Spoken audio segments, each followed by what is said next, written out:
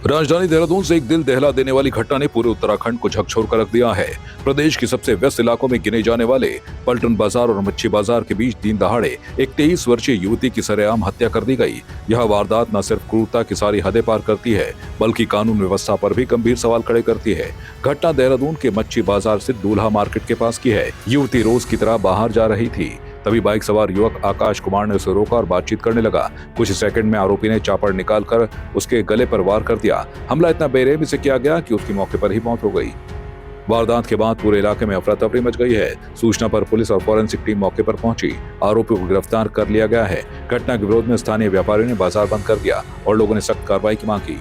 जांच में सामने आया है कि आरोपी आकाश कुमार लंबे वक्त से युवती का पीछा कर रहा था। दोनों के बीच पहले दोस्ती थी, लेकिन आकाश की शादी के बाद युवती ने उससे दूरी बना ली थी।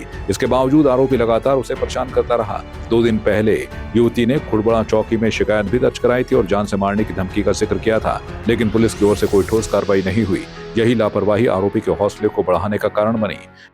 ये करीब 10 बजे की घटनाक्रम है। एक युवती जो यहाँ पर काम करती है मच्छी बाजार में, ये अपने एक परिचित उनके यहाँ पर बाहर स्कूटी गली में खड़ी करती है। इसके बाद अपनी शॉप पर काम करने के लिए जाती है।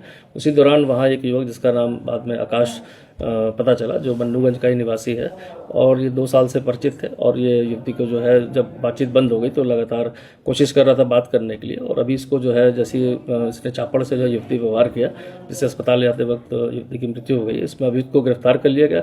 इससे समस्त थाने में पूछताछ की जा रही है कि पीछे पूरा प्रकरण क्या था, इस तरह का जघन्य कांड करने के पीछे क्या मंशा रही है। इस सभी चीज़ के लिए हमारी टीम पूछताछ कर रही है। इसमें एक चीज़ निकल के आई थी कि लड़का काफ़ी पहले से परेशान कर रहा था और इसकी शिकायत भी गई थी शायद चौकी थाने में। तो उसमें क्या कोई कार्रवाई हो पाई? देखिए, इसमें स्पष्ट करना चाहूँगा कि इसमें 31 तारीख को लड़की द्वारा जो शिकायत दी गई थी कि को ऐसा पता चला कि हम मेरी से दोस्ती, जिसमें मेंशन किया था दोस्ती, और मैं इससे बात नहीं कर रही हूँ काफ़ी महीनों से। ये मुझसे बात करना चाहता है, कहीं मेरे पर कोई हमला करके, ऐसा कोई मुझे सुनने में आया है कि मेरे पर कोई हमला कर सकता है।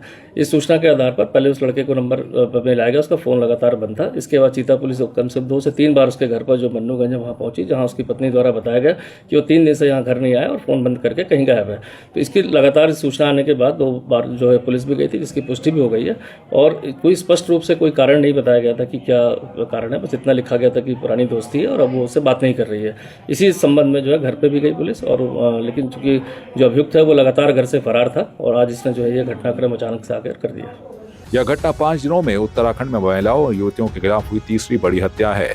29 जनवरी को विकासनगर क्षेत्र में 18 वर्षीय छात्रा मनीषा की दरांती से हत्या कर दी गई थी। उसके बाद 31 जनवरी को ऋषिकेश में प्रीति नामक महिला की गोली मारकर हत्या की गई।